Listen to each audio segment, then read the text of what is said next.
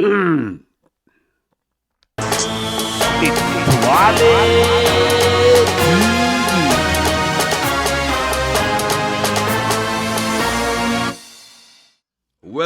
to Tuale TV. Thank you. Welcome. Deadline day signings. We have to go straight into this, and I can't start with any other team but my team, Chelsea. What a club. Please, round of applause for Chelsea. Please, haters, lovers, whoever you are, you have to applaud Chelsea. You have to applaud the new owners, whether you like it or not. This is the same group of people who came in during summer and spent over 200 million buying the likes of Raheem Sterling, Wesley Fofana, Kalidou Koulibaly, Kukuyela from Brighton. Who else? Pierre-Emerick Aubameyang. And they got all these big stars. And all I was thinking was, wow, good statement of intent. These guys really mean business. I never knew that they haven't even started. Look at what Chelsea have done in this transfer window. I don't think anyone has ever spent this much in a January transfer window. They've gone to sign nearly all the best talents you could think of in Europe. As we speak, they are negotiating to bring Enzo Fernando. Oh my. This Argentina bobo. You saw him at the World Cup. Argentina lost their first match against Saudi Arabia. When they brought this guy on, from the second match onwards, it was like magic. People don't actually see him that much because we were all talking about Messi. But if Chelsea can get this over the line, which they are still negotiating as we speak, we've got a couple of hours before the end of the transfer deadline. So we've got Joao Felix, we've got Malo Gusto, Beno Badiashile, David Datro Fofana, Mikhailo Mudryk, my oh my. Andre Santos, Noni Madueke. These guys actually just said, excuse me, you haven't seen nothing. And I have to applaud them.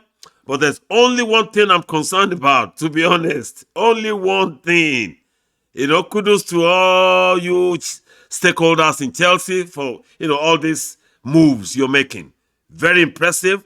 It's a real statement of intent, seriously. But guess what? I'm scared. Because Graham Potter is somebody I've always wanted as our manager. I love him. He's our manager. He's English. He's a gentleman. And it would be nice to have a successful English manager in the English Premier League with one of the top clubs. It's never happened. For a bloody long time, it's never happened. I thought Mark Hughes would do it at Manchester City. The same scenario with Chelsea right now. The Arab owners came, they bought Manchester City. Mark Hughes was the manager, they left him in charge. They bought all the big stars, intended to leave him in place, but the pressure was too much for Mark Hughes. It was a pressure he never experienced before. And I'm scared of the same scenario repeating itself. Graham Potter has never experienced this type of pressure, where you have about £500 million spent within 6 months, and all the best talents are put at your disposal, experienced and inexperienced, and then you're suddenly expected to beat everybody. And this is Chelsea. We are at number 10, about 20 points behind the top 4. So it's a real worry for me as a Graham Potter supporter, and I hope it works out for him, because the reason I'm saying I'm worried that it's a worry for me is because Graham Potter has not delivered. You can give any type of excuses.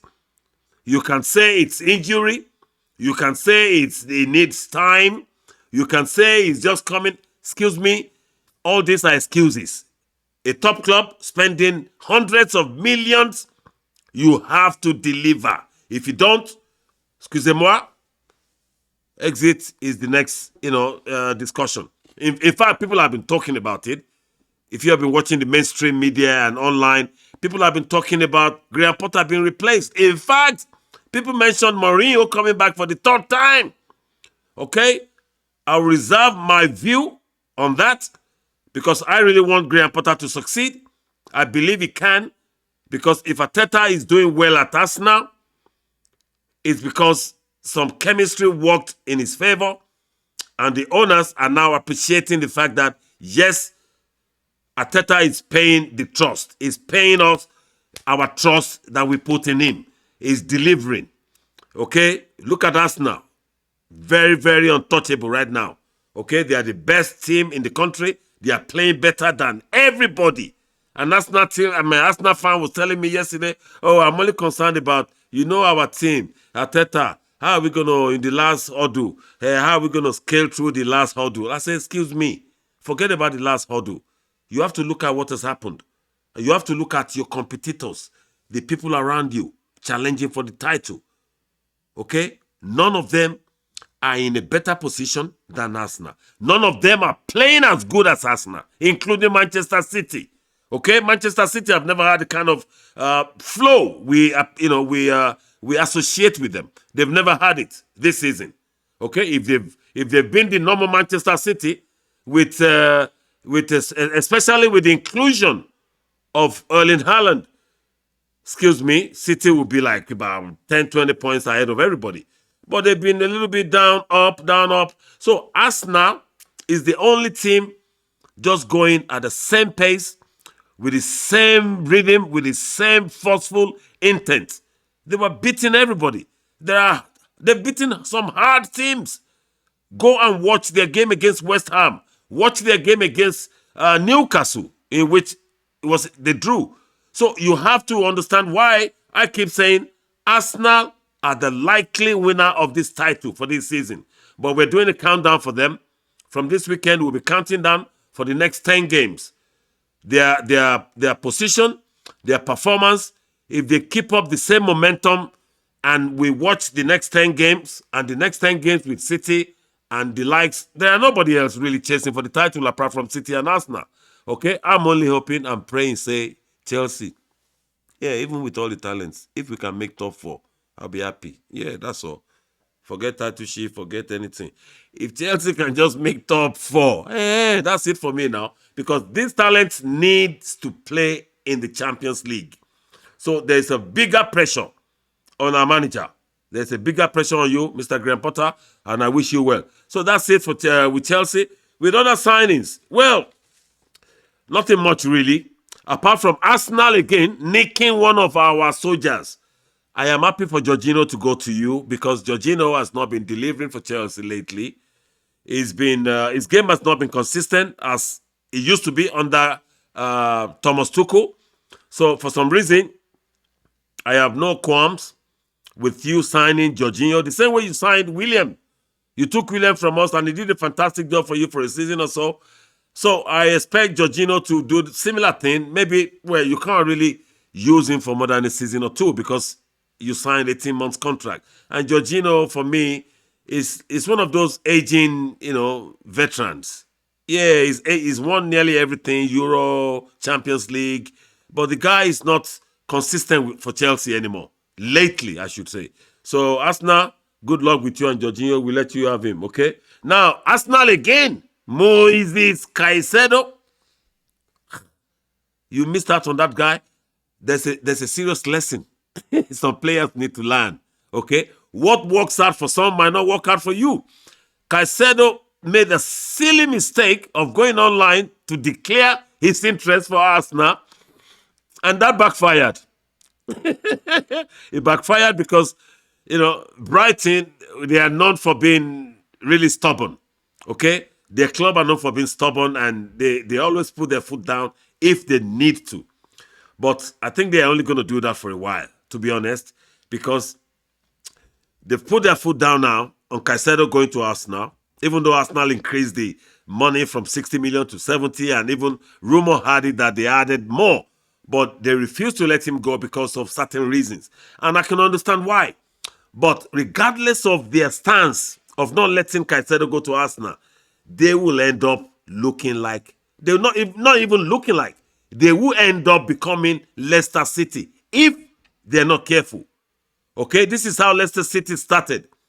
Allowing, key players to leave for bigger fortunes, for bigger clubs, allowing them to chase bigger dreams.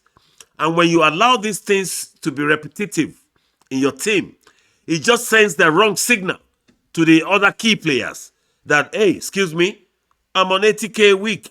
My mate, who is on 70K a week, is just left earning 200K a week. So if somebody comes for me, there's nothing stopping me. I got to go. I need to chase the fortune. This is what people don't say about football. Football is more about business than about interest, than about achievement. It's all about the money you can make and save before your retirement. But, unfortunately, players don't say it in public. But this is the real thing. This is the reality. So Leicester City have done that. They've been practicing that, and it's really backfired now. Look at us. They are struggling. The fourth relegation last season. Now the same thing. They've gone really down there again. So now watch Brighton.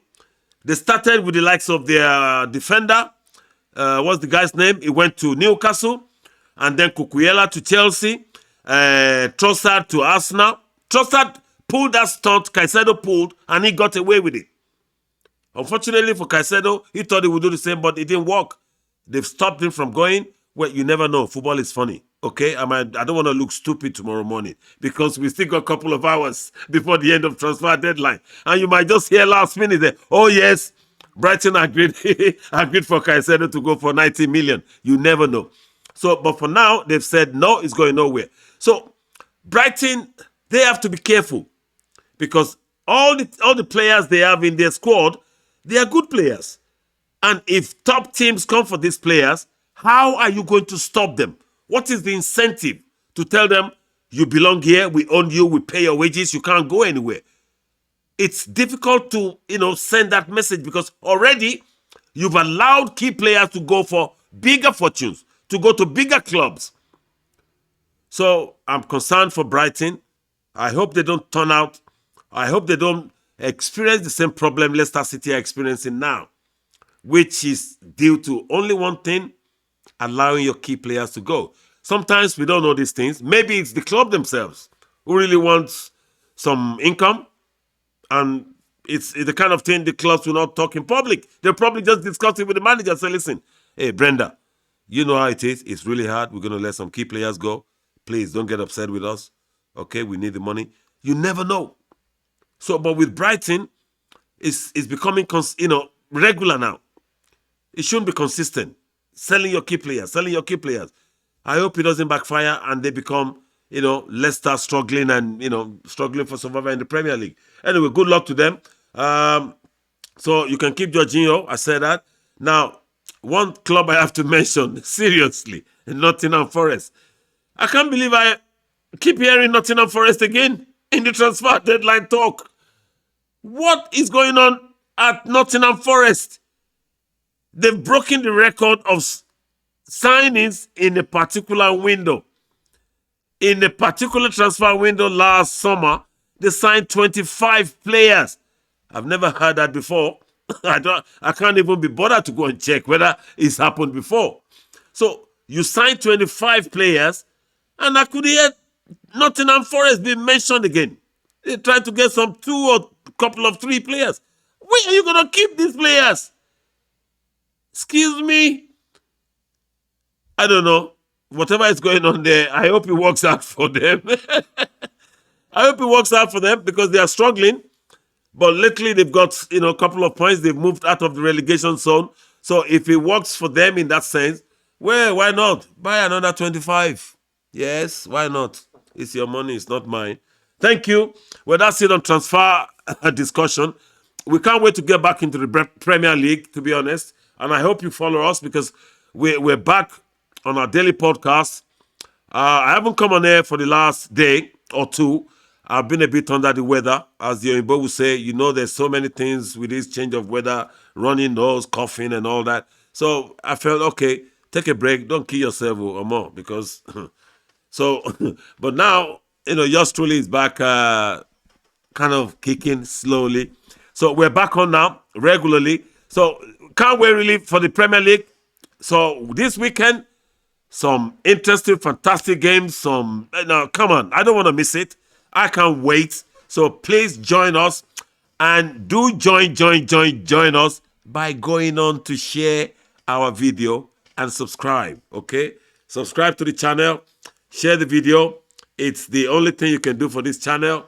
We are taking you places, but we want to keep it very private and very secretive because there are some things we are intending to bring onto this channel. And we're so proud and we can't wait.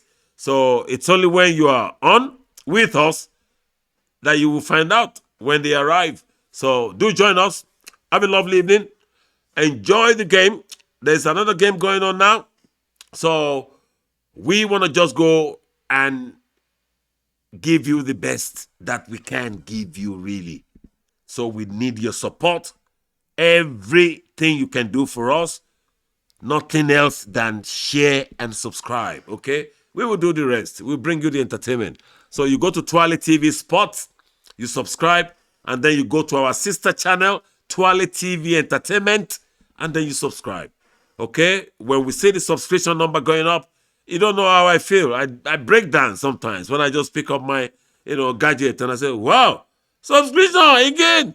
You don't know. Maybe I need to record myself what I do when I see subscription numbers go up. Maybe that would encourage you. Thank you so much for listening to my, Yaga Yaga. And we love you and can't wait to catch up again. Catch up with us tomorrow. We're back on now every day. And then can't wait till the weekend. Premier League back on again. Mwah. Ciao. Enjoy the game and we'll catch up again tomorrow. Ciao. Hasta la vista, baby. Some fans tell me, say, we love that hasta la vista. Me too. We love it here. Ciao. See you tomorrow. It's Twale